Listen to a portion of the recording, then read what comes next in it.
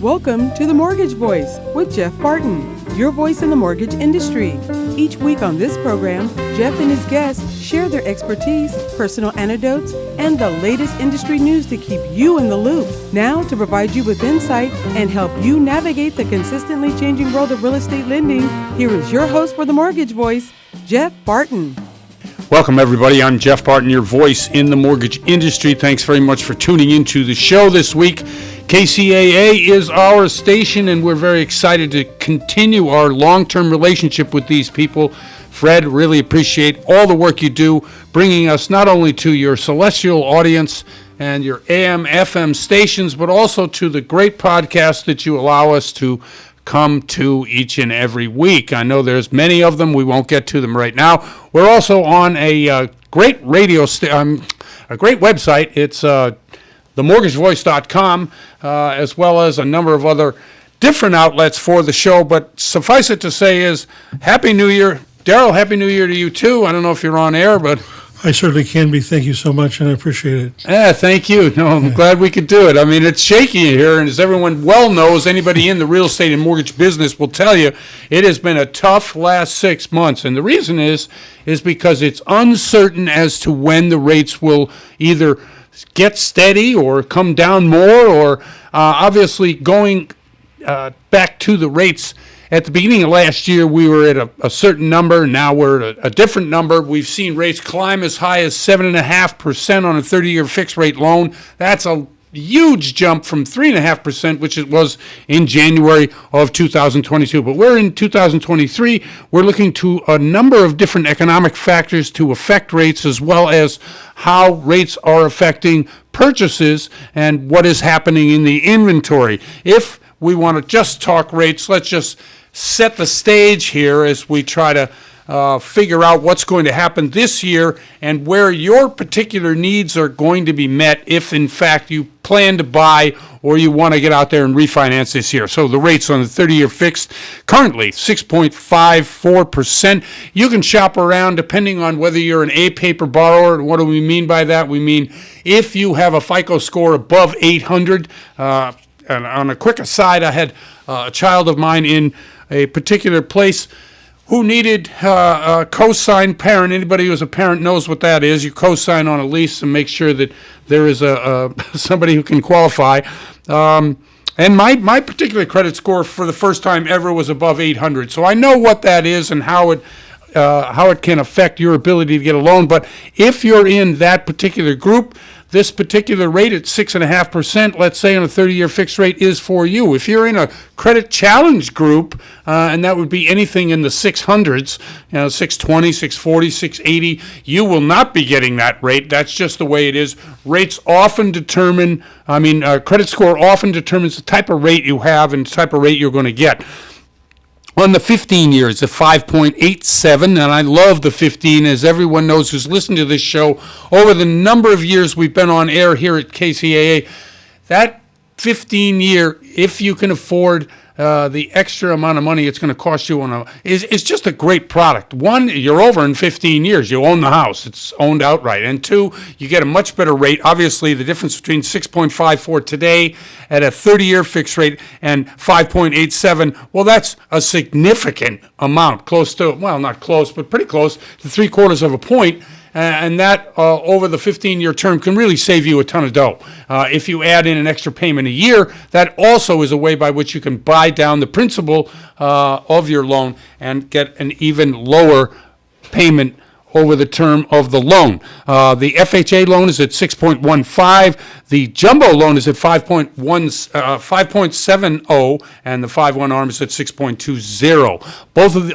All of these loan products are at least off their highs of last year. We are several months away from the highs. I think the high in a lot of these places, a lot of these particular products, a lot of 30-year, 15, the FHA, the jumbo, or the 5/1, they were all at their highs. Let me look at this. I have it here. I think it was, in June of last year was really the high, June and July, when we saw rates really soar. We did see rates fluctuate quite a bit over the last half of the year. But in June, July, August, we started to see those particular prices at 7.5%, which is really high. And that's when most of us in the business were contemplating other careers. Now, I make a joke of it, but in our section of the economy, real estate, mortgages, which kind of go hand in hand, of course, we see that about 1 in 9 workers in the U.S. work in this space, whether it's escrow, whether it's title, whether it's mortgage origination, whether it's real estate agent. Any of these combinations, plus all the ancillary businesses that go along with it, escrow, and you also have home inspections, and you have all kinds of people that work on properties that are bought and sold when they're bought and sold. Those are all affected as well, and all a part of that 1 in 9 that work in the real estate section, real estate sector of the economy. Now, many places in the U.S. have seen an enormous rise in prices since the beginning of COVID. Now, when was the beginning of COVID? Daryl, you got the beginning of COVID? The beginning of COVID was approximately 2.5 years ago. Was March of 2020. Okay. So just about almost 3 years ago. And what we've seen in both the availability of the housing and the cost of housing has really, and it's unknown why it happened. The only thing you can say as to why it happened is because there wasn't enough and there was plenty of dough out there and the economy was growing. So people felt good about themselves. They had money in the bank. The government was handing out money, and there was low interest rates. All of these things created the environment that shot prices to real estate through the roof. Really unprecedented amount of increase in the value of your home. Now, let me see where that particular... Okay, housing prices, October 22nd this year, were 38% higher than in March of 2020. That is unbelievable, almost 40% higher. Now, we are talking this year in 2023 about a little bit of a recession. Now, I say a little bit of a recession because in listening to the many financial stations that I do listen to, as well as the research that you do for the show, it looks as if we may have already been in a recession when it comes to the stock market at last year, or when it comes to negative growth, which we had 2 quarters in a row in 2022 when there was that fight of whether you were in a recession, whether you're not in a recession. A lot of people think that actually we were, and now we're coming out of the recession.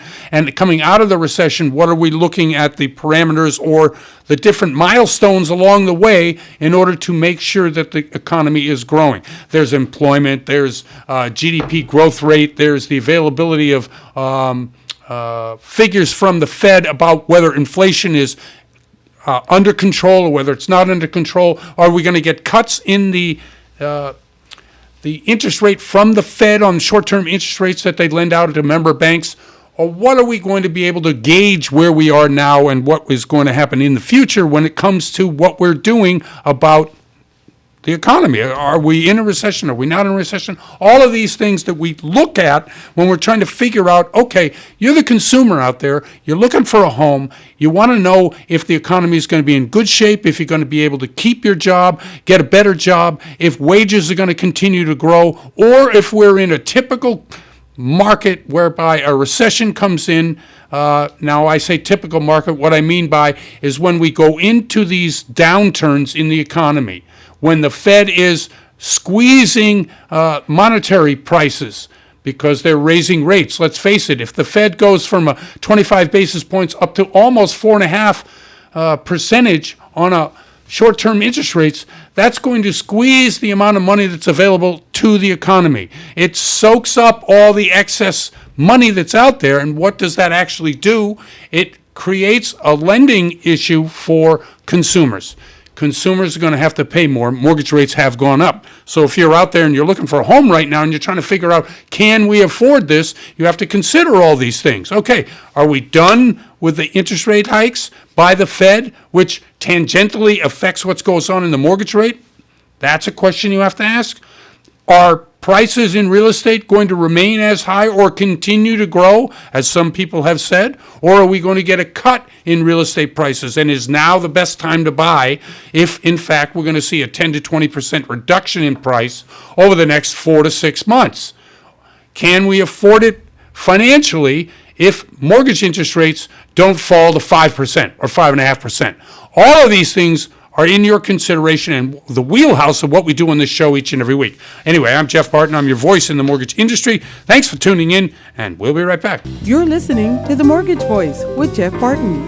We'll be right back with more in just a moment. For more information on today's topic, email Jeff Barton at info@malibufunding.net. Now, back to The Mortgage Voice with your host, Jeff Barton. Welcome back, everybody. I'm Jeff Barton, your voice in the mortgage industry. Thanks very much for tuning into the show and listening to us each and every week. You know, we've been on air for 8-9 years. Really appreciate the people and the work that all the stations and all the different podcasts and people who listen to the show bring to it. And it's not simple to just each and every week say, hey, you know what, we're on the air. But Daryl, who's been doing it for, how long have we been doing this? 5 years, 6 years, 10 years? It's somewhere between 4 and 6. 4 and 6 years. And how many shows? 400 and Oh, man. something, four and change. Oh, it's a huge number. Anyway, thanks, Daryl. I appreciate it and appreciate what you do each and every week. Thank you. My pleasure. Okay, so let's get into what we were talking about a bit earlier in a different segment, choices for consumers on getting loans and how they have to make decisions based on a very iffy market. Listening to some of the financial channels, it's very interesting because there's a built-in symbiotic relationship between all the parties involved. And I think we get that way in the real estate and the mortgage world as well. For instance, if there is a sentiment, wherever the sentiment comes from, in the mortgage business, usually business is bad, this is terrible, it's not going to work out, the entire focus of either the people that are looking to help you get a loan or the people who are pricing out getting the loans all have this in mind, that somehow what's happening is not going to help you get a loan. Therefore, not only will you not get the loan, but the people who are doing the loan get depressed, and the entire sentiment really turns sour. And that's a bad thing to do, especially when you're talking to consumers who are looking to you for advice. Now, in the financial world, you have economists, advisors, and people who sell you stocks. These are the three levels of what we would consider to be experts in the field. Now, if the top people, the economists, have a viewpoint, and it's a spectrum, right? There are all kinds of viewpoints. But in general, there is a consensus. There are some outliers, but for the most part, they have an idea as to where that particular stock or that particular group of stocks is headed, or the market in general. And it's picked up by the advisors, and the advisors advise their particular salespeople who are on the phone to you, their FCs on the phone to you to sell you a stock. Well, in the real estate and the mortgage world, it's very similar to that. What the consumer sees, whether it's at the Fed, and again, the Fed has nothing to do with mortgage rates, except that there is a sentiment, and that sentiment actually does affect mortgage rates. In the mortgage world, you're talking about lenders. Now, I listened to a guy, Kevin Perino, and he's a chief lending officer over at PRMG.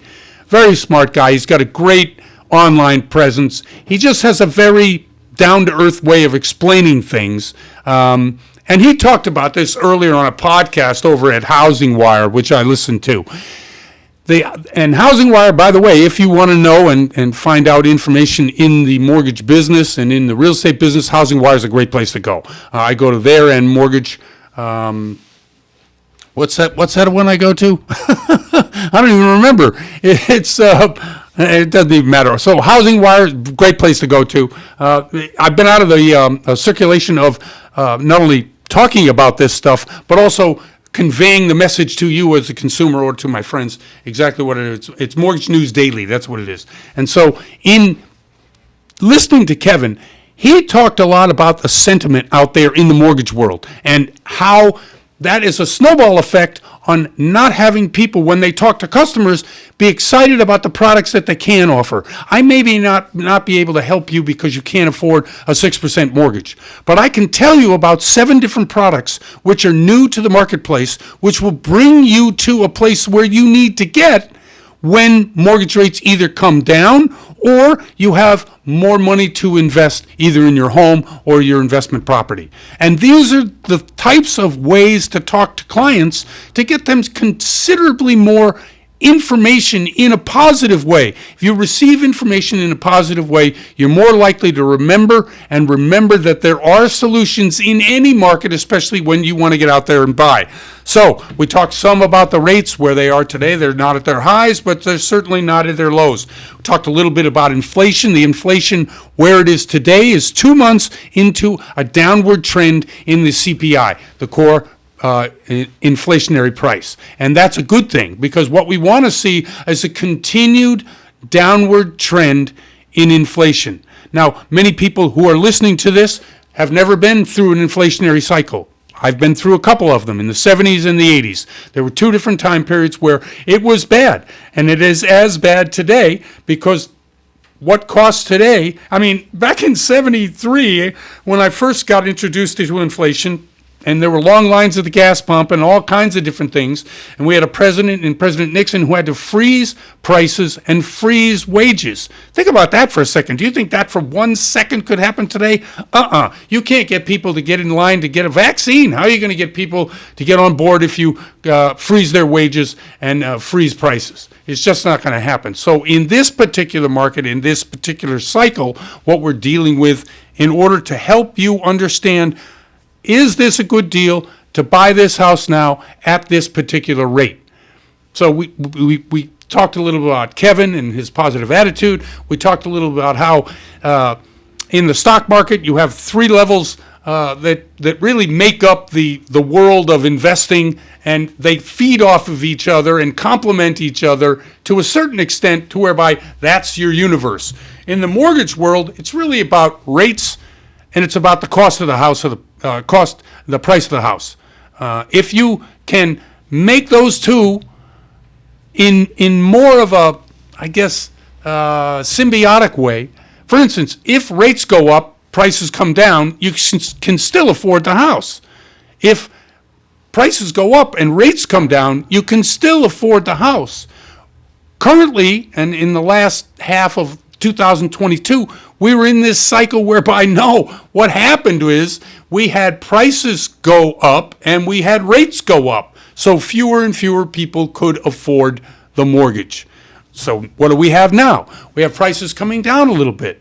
And we are predicting, not me in particular, but I think last year, at the end of the year, I was predicting that 2023 we would see a recession, and I thought it would be earlier in the year than later in the year. Maybe it's Q3, but I still think there is one coming. And why do I say that? Because most of the people that I read about and most of the businesses that I talk about are preparing for that inevitability, which means layoffs. And where would the layoffs come? We've already seen the layoffs come in the tech sector. We've already seen the layoffs come in the financial services area and in the mortgage field. So these particular layoffs that we've seen, and I listed them, I don't know, there was like 25 to 30 that I listed in the financial sector at the end of last year, anywhere from Wells Fargo to Apple to United Wholesale to Quicken Loans. Every one of these industries, every one of these businesses,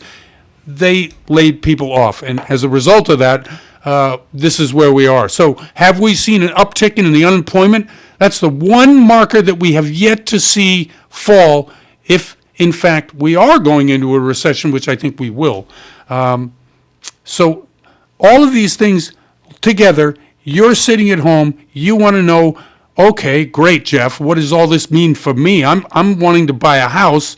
I have a good job currently, and I think what we're going to do is see a little bit of appreciation in the house reduced, maybe even prices fall next year.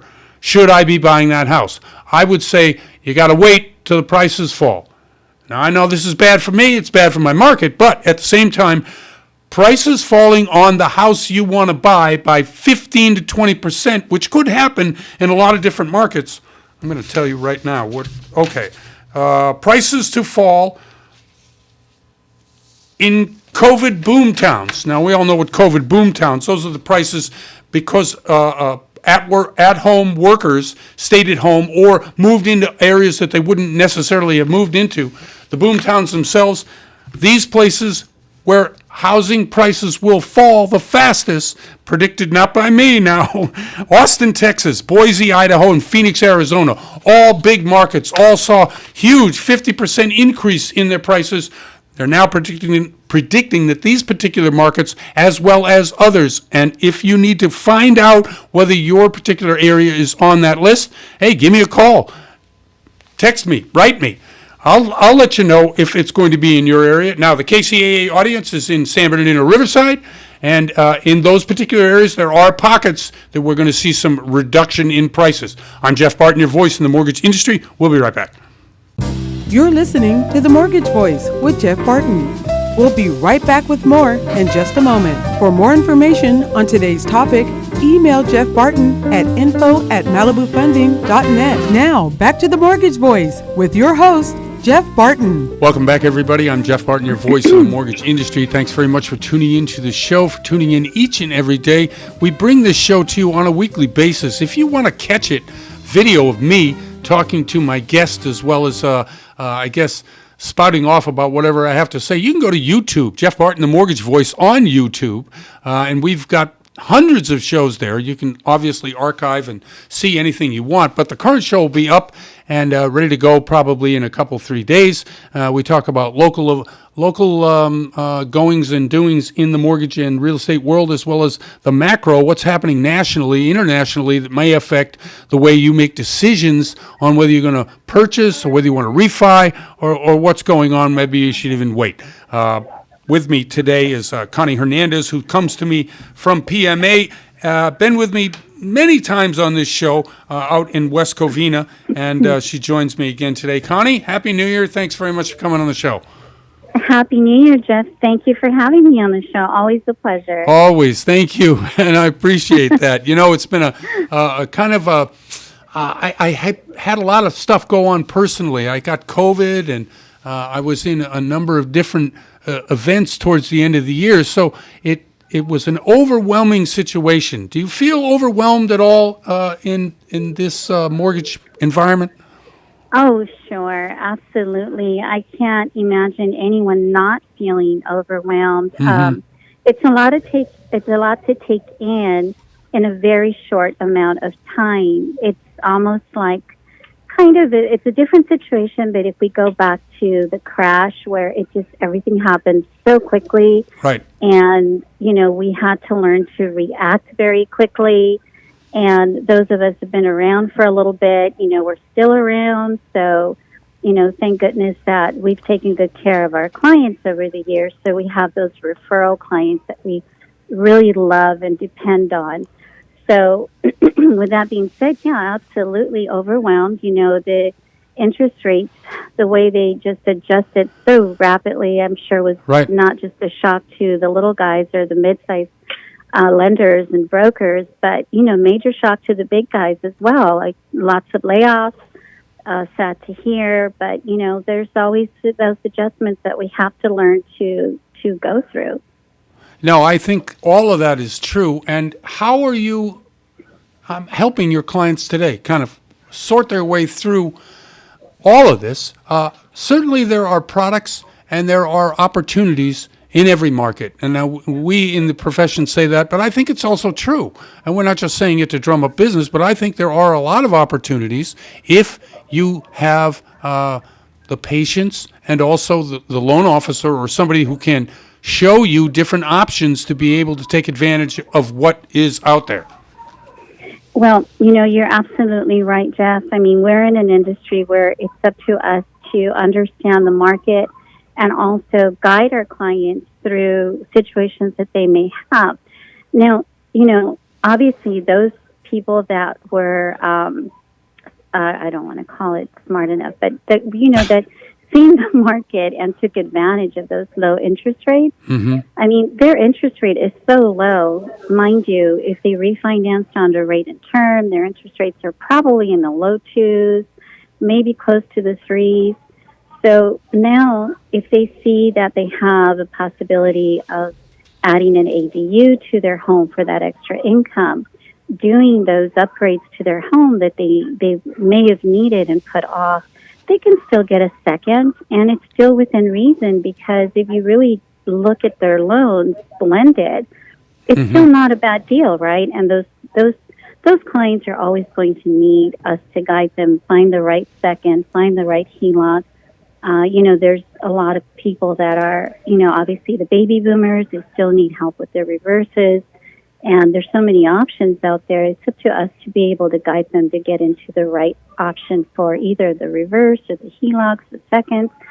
And I am actually getting still some buyers. I know rates are a little scary for some people, but ultimately, and you and I both know this, we've been around so long, 3%, 6%, 7%, it's all relative to, if your payment is, let's just say $3,000, and you send an extra $100, how does that affect your rate long term?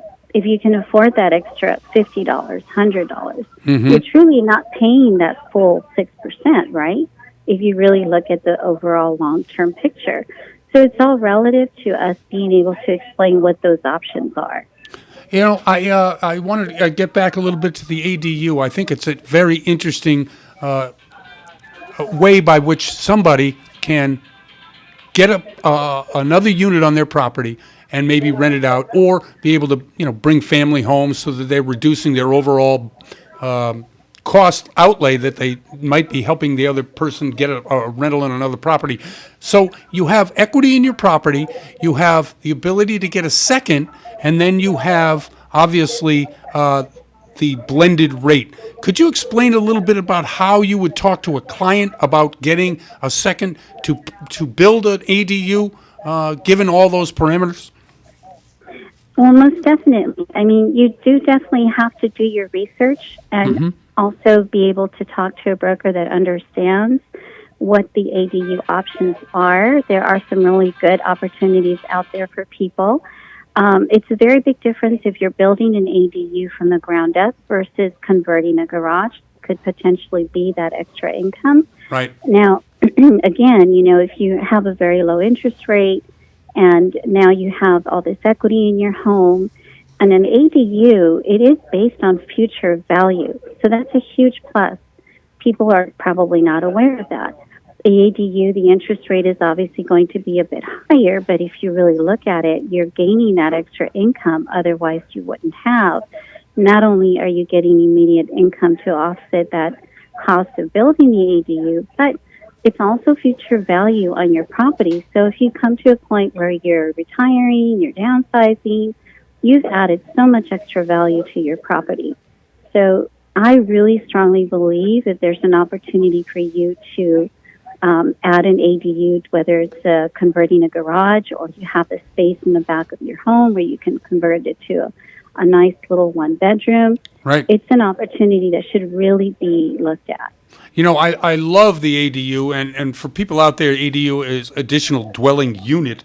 Yes. It's like a guest house or a granny flat or whatever you're calling it in your particular neighborhood, casita. But in the overall scope of how it adds value to a house, I love it. I love the fact that you can, convert something that you already have to that. There's a number of different ways by which you can get that into the property. In my particular area, because it's in the coastal commission zone, my particular city is dragging its feet. They don't want to issue permits for ADUs, which makes me insane, because Los Angeles County and a lot of the counties, Riverside, San Bernardino, have already said that this is the way to move forward with, if you want that, it is okay to do, because housing is short, and relative to what we need in terms of housing in general, and we just have to increase the number of housing units on the market. So again, I love the way it is. And given that, what do you see in the real estate market out there in your particular area? Are we seeing any new additional properties come on the market.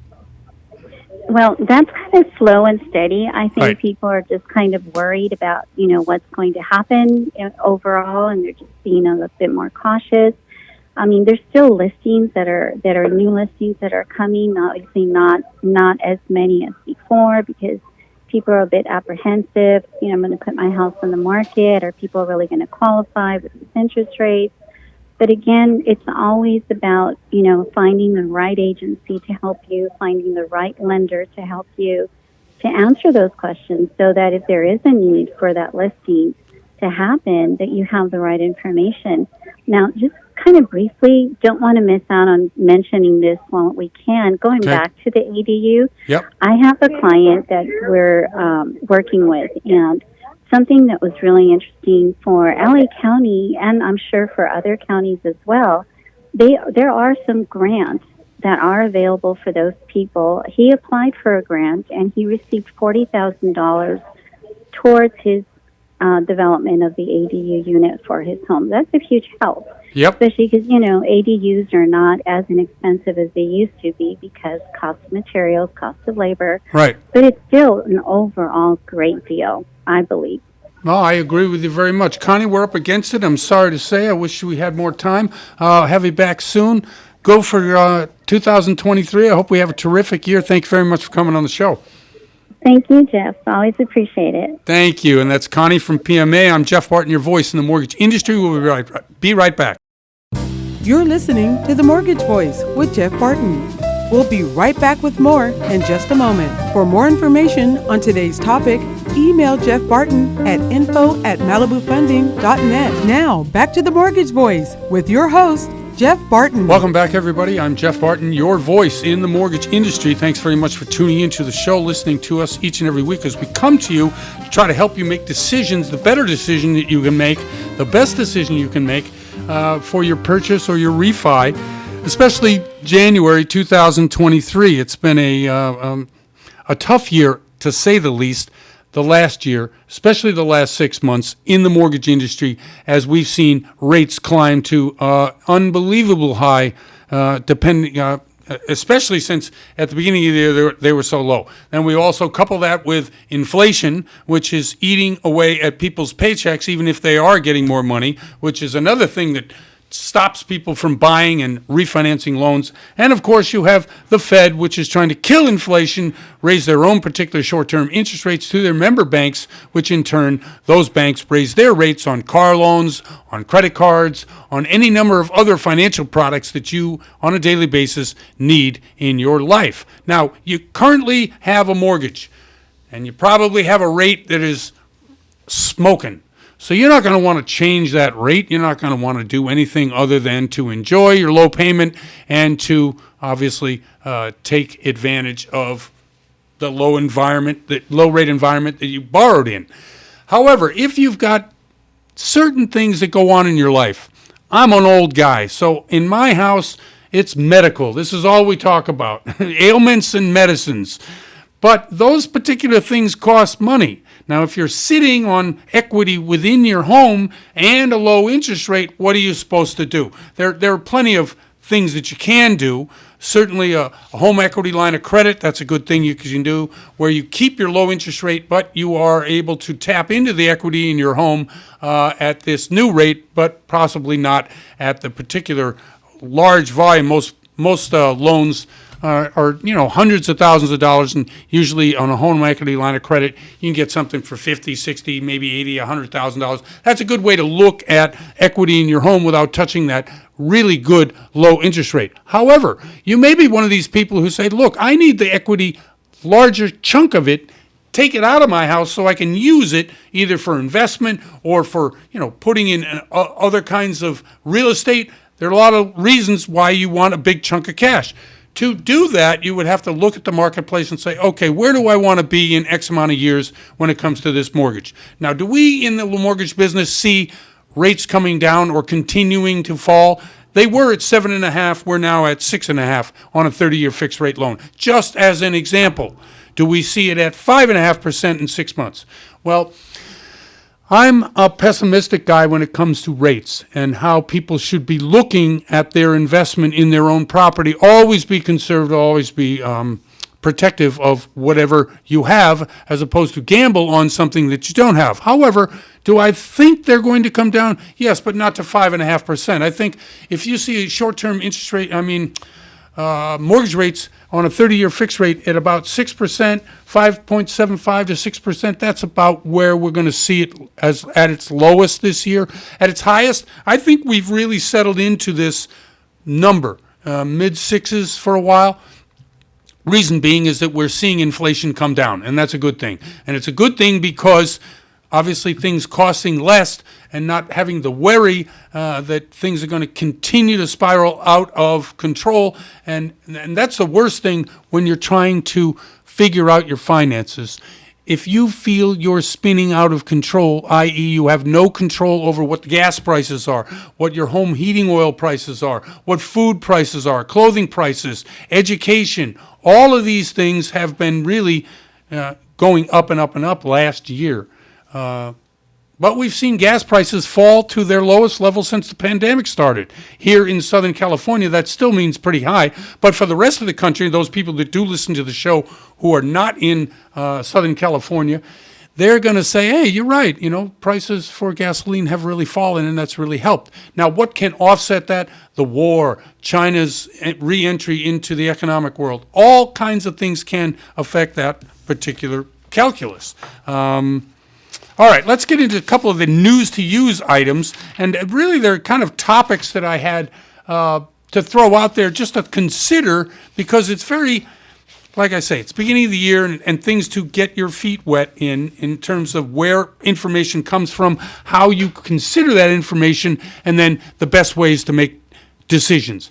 Obviously, getting the information is always the most important part. So where do we get our real estate and mortgage information? A lot of people get it online. And so social media and real estate has become a huge part of the business, whether it's Zillow online, whether it's any number of different, Redfin, certainly. We read a little bit about their CEO, their CFO, what they think is happening in the tech world in terms of real estate and real estate prices and how the information about what's going on there. As we talked earlier in the show about the macrocosm of the investment world and the different levels of that. In the real estate world, it's like that too. As I said, Zillow is certainly have their economists out there telling us what's happening. And certainly the people at on any number of these websites, whether it's Facebook or Instagram or TikTok or Twitter or LinkedIn, they all have their gurus too. And the people that call themselves influencers. Are you plugged into these influencers? And do these influencers really influence, or do you just listen to them and ignore them? Most of the people in all of these spaces who claim to be knowledgeable are taking a page out of the, let's say, they're really anti what's in the establishment. And that's what makes the push towards your information gathering on all the social media sites dangerous.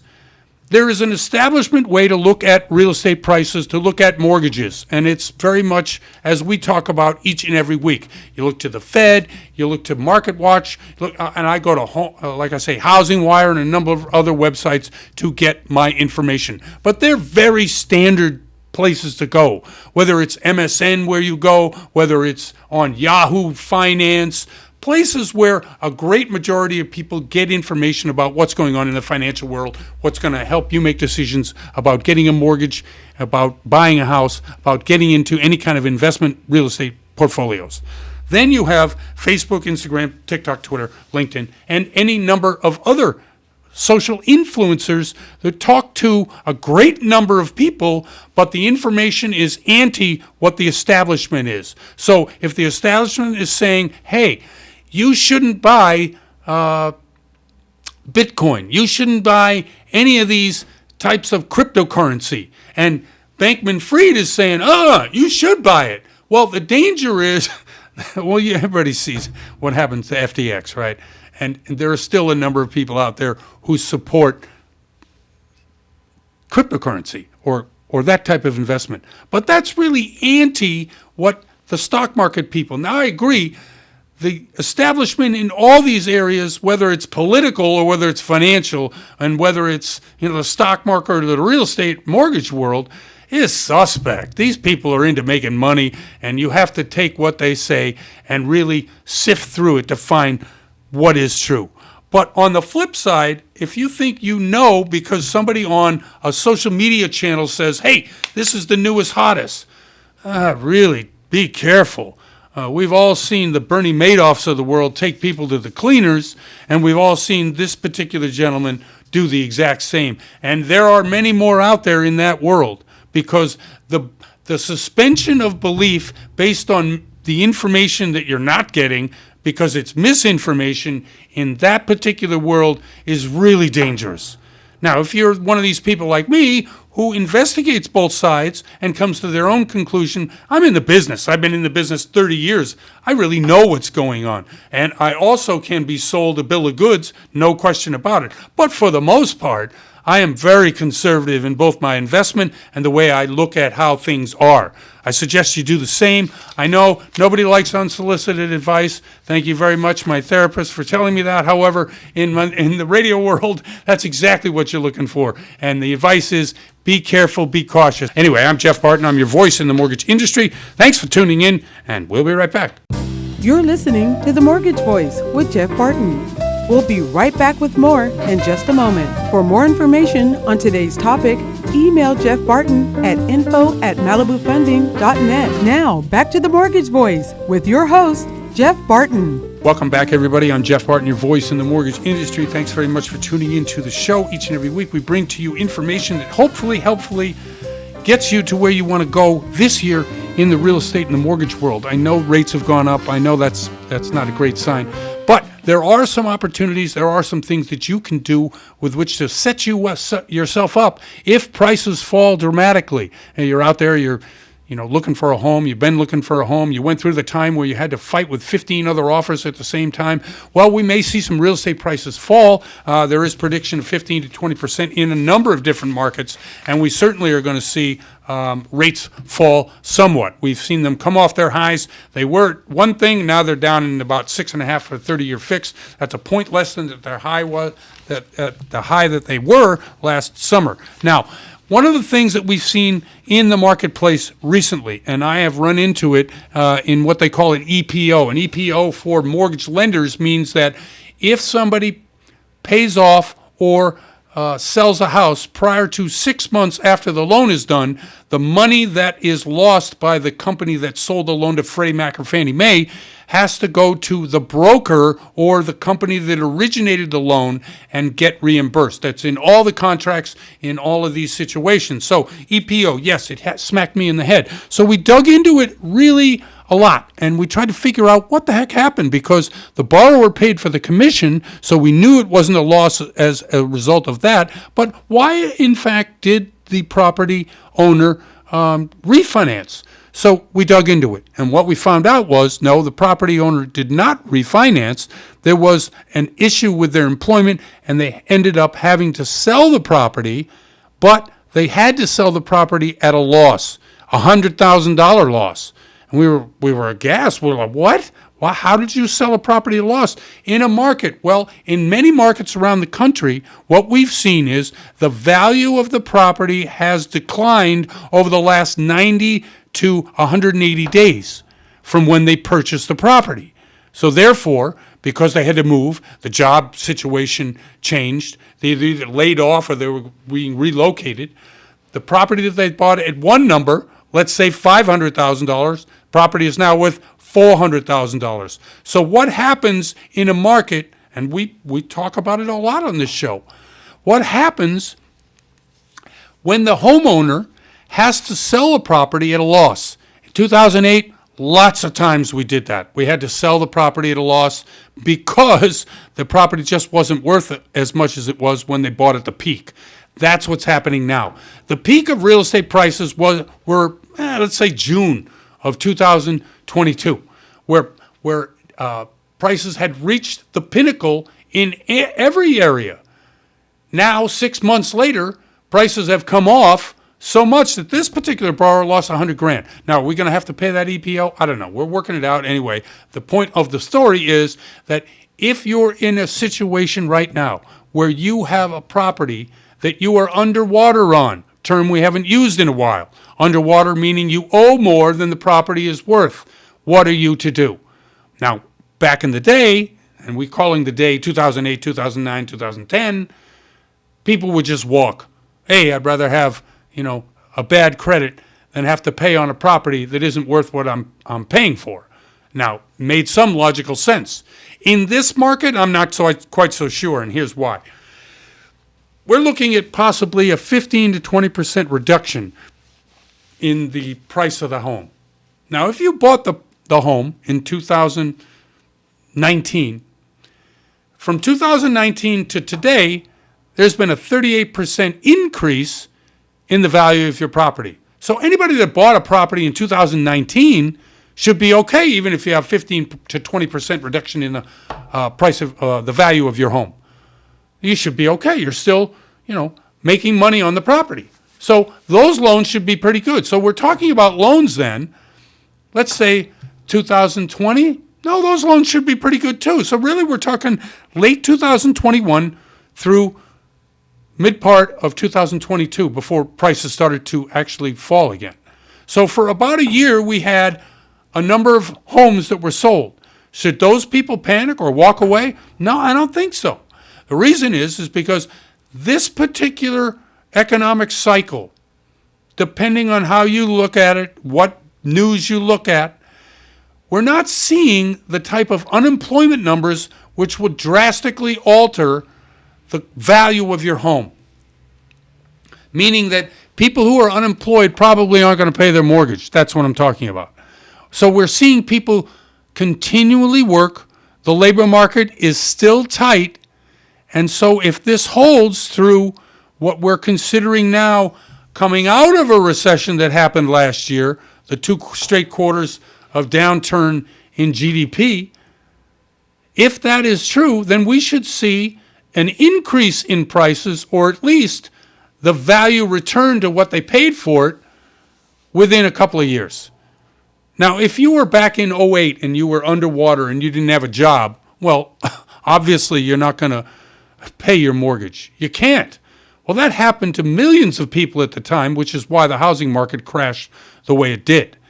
The housing market in this downturn, in this particular cycle, it doesn't appear to be like that.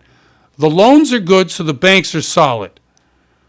The lending standards have remained tight, so future loans are also going to be solid because the way you qualify for a loan is more difficult than it was back in the 2008 cycle. So for those people who bought during that limited window, unless you're planning to move or you need to sell because you have a downturn or you lost your job, because there will be some layoffs, that's for sure. You should hang on to that house because you're going to see prices improve. Now, we haven't even talked about it, but inventory is at a low point again. We have seen no improvement in inventory. Builders are not building the way we need them to build. We need 1 million to 2 million new houses right now in order to satisfy the demand out there. And obviously, that would lower prices too, right? So if you're out there and you're thinking about walking on a loan because your house is not worth what it was when you paid for it, think again. The value of that property will be more sustained when we get into the year further. Now, maybe not this year, but 24 is when a lot of predictions are that the housing market will come back. Now, I know nobody can predict what's going to happen next week, let alone in 2024. But if you look at it historically, you will also agree that these particular cycles last about that long.